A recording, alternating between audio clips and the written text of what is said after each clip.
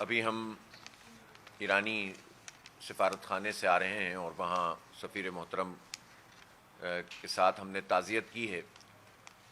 ایران کے supreme leader آیت اللہ سید علی خامنہئی صاحب کی شہادت پر، اور ہم یہ سمجھتے ہیں کہ امریکہ نے ایران پر جنگ مسلط کی ہے اسرائیل کے ساتھ مل کر، اور جس طرح سے اس نے بین الاقوامی قوانین کی دھجیاں اڑا دی ہیں اور ایک طرح سے دہشت گردی کا مظاہرہ کرتے ہوئے ایران پر اٹیک کیا ہے، اور جتنی بھی تاریخ میں جنگی روایات ہیں ان کو پامال کرتے ہوئے لیڈرشپ کو نشانہ بنایا ہے، یہ تاریخ کا ایک سیاہ باب ہے، اور ڈونلڈ ٹرمپ ایک وار کرمنل کے طور پر دنیا میں یاد رکھا جائے گا، اور ہر اس شخص کے لیے جو ڈونلڈ ٹرمپ کی آشیرواد حاصل کرنے کی کوشش کرتا ہے اس کے لیے یہ ایک بہت بڑا عبرت کا نشان ہے کہ ایک ایسے شخص کے لیے لوگ جو ہے وہ آنکھیں اپنی پلکیں بچھا رہے ہوتے ہیں کہ جو دنیا میں دہشت گردی کو فروغ دے رہا ہے، سارے بین الاقوامی قوانین کی دھجیاں اڑا رہا ہے، اور اس نے وہاں لیڈرشپ کو ٹارگٹ کیا ہے۔ امریکہ اور اسرائیل نے صرف ان کی لیڈرشپ کو ٹارگٹ نہیں کیا بلکہ جنگ کا آغاز کیا ہے 176 بچیوں کو شہید کر کے، اور ہم یہ پوچھنا چاہتے ہیں اہل مغرب اور ان کے حکمرانوں سے کہ اس پر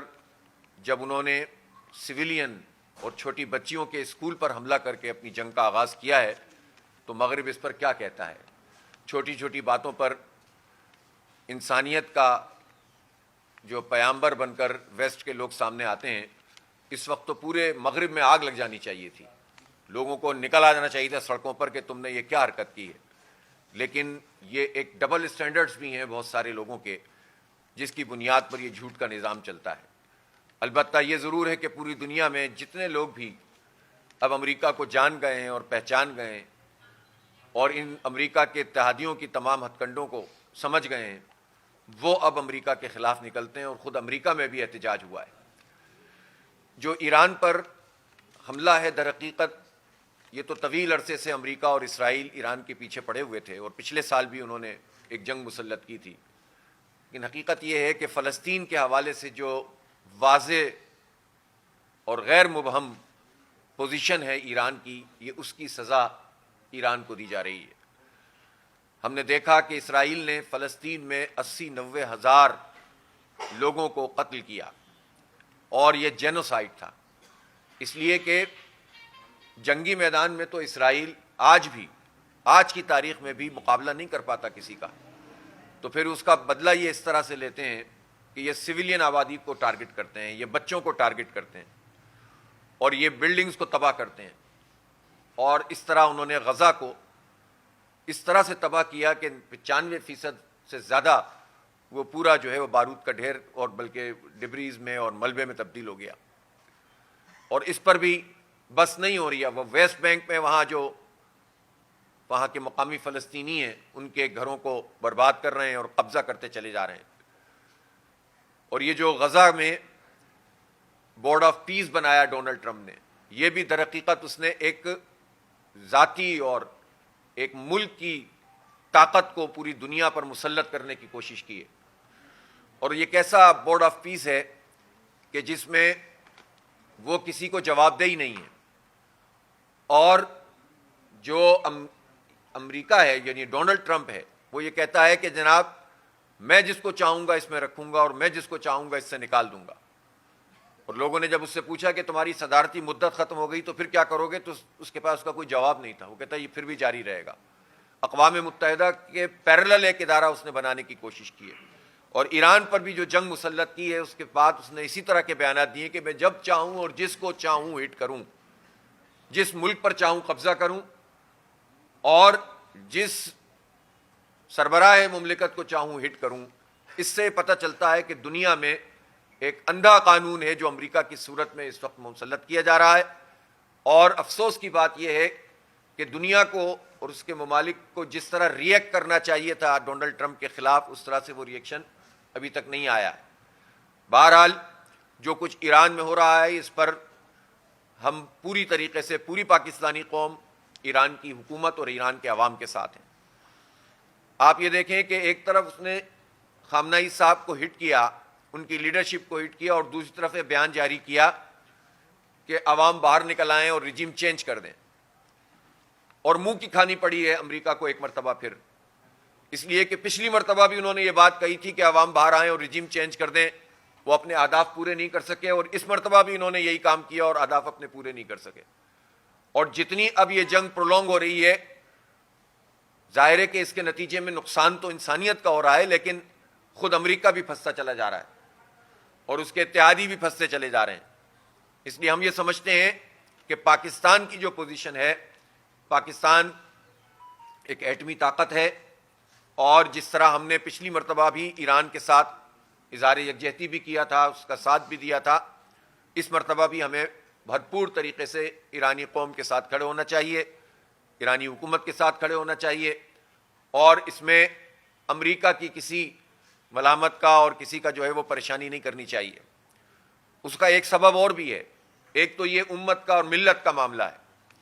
اور دوسری طرف یہ سمجھ لینا چاہیے کہ ایران پر اگر امریکہ اپنے اہداف خدا نخواستہ حاصل کرتا ہے، جو انشاءاللہ نہیں کر سکے گا، اور رجیم چینج وہاں پر ہوتی ہے، تو اسرائیل اور امریکہ کی پپٹ حکومت آئے گی، تو اسرائیل کا جو ہدف ہے وہ صرف ایران نہیں ہے، وہ پاکستان اور اس کا ایٹمی پروگرام بھی ہے۔ یہ بات صحیح ہے کہ پاکستان کی طرف سے یہ بات بہت واضح طور پر آئی ہے کہ کوئی پاکستان کی طرف میلی آنکھ سے نہ دیکھے، لیکن بات صرف اتنی سی نہیں ہے۔ اس لیے راستہ ہی یہ ہے کہ ہم ایران میں ہی ان کا راستہ روکیں اور ان کو شکست سے دوچار کریں، اور اس میں کسی ابہام کا شکار نہ ہو۔ اس لیے کہ اگر یہ رجیم چینج ہوتی ہے تو ایران کا جو بارڈر جو پاکستان سے ملتا ہے، در حقیقت اسرائیل کی تو سرحد عملاً وہاں تک آ جائے گی، اور پھر ابھی اتنی انفلٹریشن یہ کرتے ہیں، اتنے ان کے موساد کے ایجنٹ، بلیک واٹر اور CIA کے ایجنٹ، اور جن ملکوں پر ہاتھ رکھتا ہے امریکہ، ان کے ایجنٹ ہمارے ہاں گھسے ہوئے ہوتے ہیں، اور ہمارے ہاں دہشت گردی اور بدامنی اور بدترین صورتحال پیدا کرتے ہیں۔ تو جب وہ بارڈر تک پہنچ جائے گا تو پھر کیا ہوگا؟ لہذا صرف یہ ایران کی نہیں، یہ پاکستان کی بھی جنگ ہے، اور اس میں ہمیں زیادہ بھرپور طریقے سے سامنے آنے کی ضرورت ہے۔ میں اس موقع پر یہ مطالبہ بھی کرنا چاہتا ہوں کہ پاکستان کو اب اس نام نہاد بورڈ آف پیس سے جو غزہ کے نام پر بنایا گیا ہے، اس سے واپس آ جانا چاہیے، اور اکیلے نہیں آنا چاہیے۔ جن 7-8 ممالک کے ساتھ پاکستان نے اس بات کا فیصلہ کیا تھا، اب ان کے ساتھ مل کر اس بورڈ آف پیس سے، اس ڈھکوسلے سے واپس آنا چاہیے۔ یہ ڈھکوسلے کے سوا کچھ نہیں ہے، یعنی ایسا پیس بورڈ جس میں ایک فریقی موجود نہ ہو، فلسطینی جن کے 90,000 لوگ قتل ہو گئے، جو ملبے کا ڈھیر بن گیا، اس کی نمائندگی نہ ہو اور پیس بورڈ بن جائے،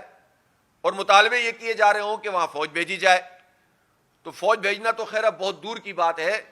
اب تو اس پیس بورڈ سے پاکستان کو واپس آنا چاہیے، اور اب شہباز شریف صاحب کو ذرا آ کر جرت سے اس بات کا بھی اعلان کرنا چاہیے کہ اب تک ہم سے جو ہو گیا وہ غلطی ہو گئی۔ ہم تو ڈونلڈ ٹرمپ کے آگے جس طرح پیچھے جا رہے تھے، بتا دیں کہ وہ کون سے مفادات حاصل کرنا چاہتے تھے، کیا وہ قومی وقار میں کتنا اضافہ کرنا چاہتے تھے، لیکن اب تو اس معاملے پر جب انہوں نے بچوں پر حملہ کیا ہے،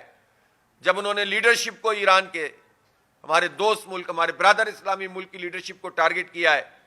اور اب جس طرح وہ کھل کر دہشت گردی کر رہے ہیں امریکہ اسرائیل، اس کے بعد بات تو کوئی جواز ہی نہیں ہے کہ پاکستان اس غزہ پیس بورڈ میں شامل ہو۔ ان کو نکل آنا چاہیے۔ ہم یہ سمجھتے ہیں کہ پاکستان کی حکومت کو اس وقت ملک میں بھی اس بات کا مظاہرہ کرنا چاہیے کہ جو بھی پروٹیسٹ کرنے والے لوگ ہیں ان کو پراپر طریقے سے انگیج کریں، ان پر گولیاں نہ چلائی جائیں۔ کراچی میں جو امریکن ایمبیسی اور قونصل خانے پہ ہوا ہے، یہ اس کی تحقیقات ہونی چاہیے۔ قوم کو جواب دیں پاکستان کے حکمران کہ قونصل خانے کے اندر سے جو گولیاں چلی ہیں اور براہ راست اسٹریٹ فائر کیے گئے ہیں، امریکن میرین جن کا کہا جا رہا ہے، خود بین الاقوامی ذرائع ابلاغ نے یہ بات کہی ہے، اگر ان کے فوجی پاکستان کے لوگوں پر براہ راست فائرنگ کر کے انہیں قتل کرتے ہیں تو پاکستان کی پوزیشن کیا ہے؟ کتنی غلامی آپ اختیار کریں گے؟ کیا ہم ان کی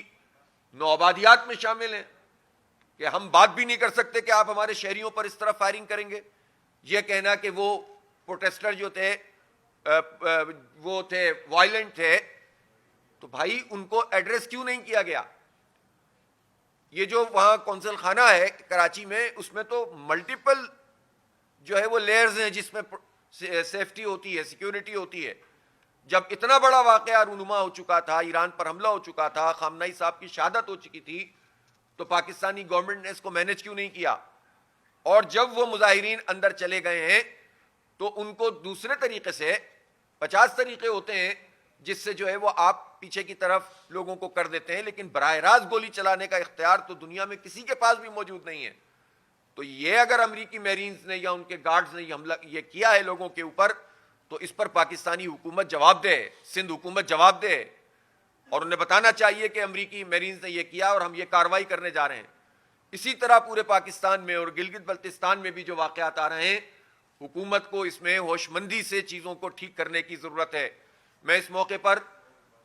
ان تمام مظاہرین سے بھی درخواست کرتا ہوں کہ وہ پرامن رہیں، اس لیے کہ اگر یہاں پر